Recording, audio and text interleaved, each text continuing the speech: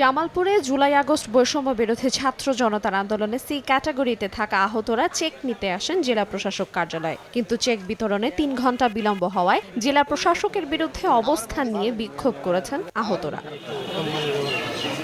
বিক্ষুব্ধরা অভিযোগ করেন, সারা দেশের মতো জামালপুরেও আহতদের মাঝে জেলা প্রশাসকের ১ লাখ টাকা করে চেক বিতরণের জন্য পত্র দেওয়া হয়। বৃহস্পতিবার ১১টায় বিতরণের সময় দেওয়া হয়। রাজধানী সহ বিভিন্ন স্থান থেকে চেক নিতে এসে প্রায় ২.৫ ঘন্টা সভাকক্ষে বসে থাকার পরে খবর আসে জেলা প্রশাসক হাসিনা বেগম বিজ্ঞান ও প্রযুক্তি মেলা উদ্বোধন করতে গেছেন। প্রায় ৩ ঘন্টা অপেক্ষায় থাকা আহতরা শারীরিকভাবে অসুস্থ হয়ে পড়েন। আধা ঘন্টা বলতে ৪ ঘন্টা সময় নিছে।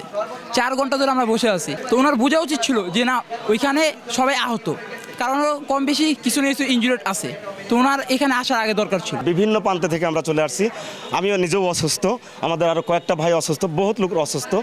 এখানে যে আমরা এই যে দুপুরবেলা নাচ করবো অথবা ভাত খাইবো অথবা আমরা ওষুধপাতি খাইবো, এখানে আমরা 3 ঘন্টা 3.5 ঘন্টা আমাদেরকে বসায় রাখছে। এখন পর্যন্ত 2টা বেজে গেছে, সে ব্যক্তি আমাদের সাথে দেখা করেনি। আন্দোলন করতেছে, এটা অবশ্যই ওনারা জানাইছে, কিন্তু জানার উপর তার ভ্রুক্ষেপ নাই। What is the reason?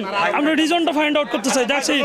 DC সাহেব 11টার কথা বলে এখন পর্যন্ত উনি আমাদের সাথে সাক্ষাৎ করে নাই। এদিকে জনগুরুত্বপূর্ণ একটি অনুষ্ঠানে অংশ নেয়ার দাবি করেন জেলা প্রশাসক।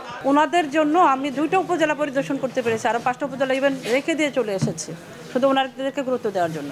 বিক্ষোভ শেষে বিকেলে বৈষম্য বিরোধী আন্দোলনে জামালপুরের আহত ৬৭ জনের মাঝে চেক বিতরণ করেন জেলা প্রশাসক।